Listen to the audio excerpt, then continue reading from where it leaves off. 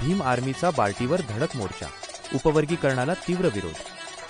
पुणे येथील बार्टी संस्थेत आज भीम आर्मीच्या शिष्टमंडळाने आयुक्तांची भेट घेऊन अनुसूचित जातींच्या उपवर्गीकरणाविरोधात निवेदन सादर केले। यावेळी उपवर्गीकरणाच्या प्रक्रियेवर तीव्र नाराजी व्यक्त करत संबंधित अहवाल जाहीर करण्याची आणि प्रक्रिया तात्काळ थांबवण्याची मागणी करण्यात आली। क्रांतिकारी जय भीम। मी अशोक कांबळे, भीम आर्मी महाराष्ट्र अध्यक्ष।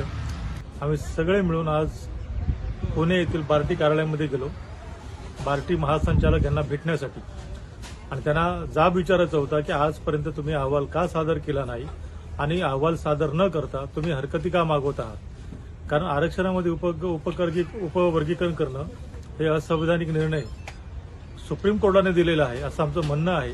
कारण सुप्रीम कोर्टाला त्याचा कुठलाही अधिकार नव्हता तरी त्याने तो निर्णय दिलेला आहे, आणि महाराष्ट्र सरकारने जो काही अहवाल बार्टीच्या माध्यमातून बनवण्यास परवानगी दिली होती तो अहवाल बार्टीने तयार करून महाराष्ट्र सरकारला दिलेला आहे अशी माहिती मिळाली, म्हणून आम्ही बार्टीमध्ये गेलो आणि आम्हाला 300 कोटी ह्या बार्टीला मिळतात। तिथे फक्त तुम्हाला 2 किंवा 3 तासासाठी दिवसाला बसणारा आम्हाला महासंचालक नको आहोत, आम्हाला पूर्ण वेळ देणारा महासंचालक हवा आहे। तर मुंडे मॅडम तिला न्याय देऊ शकत नाहीत, त्याच्यामुळे आरक्षणामध्ये उपवर्गीकरण हा जो विषय सरकारने घाट घातलेला आहे, किंवा हे जर कोणी मुख्य सूत्रधार असेल, जे वारे, सुनील वारे, जे अगोदर महासंचालक होते आणि त्यांनी आरएसएसच्या लोकांना घेऊन आरएसएसच्या लोकांना त्या बार्टीच्या आतमध्ये पदावर बसवून हा सर्व अहवाल तयार केलेला आहे असं आमचं म्हणणं आहे। आणि जे काय आरडाओरडा करत आहे ते आरएसएसची गँग आहे, त्यांच्या गँगमधले ते सदस्य आहेत, त्याच्यामुळे ह्यांना आम्ही दुर्लक्ष करून आम्ही सरकारकडे आमची मागणी आहे की तात्काळ आरक्षणामधील उपवर्गीकरण तुम्ही थांबवावे।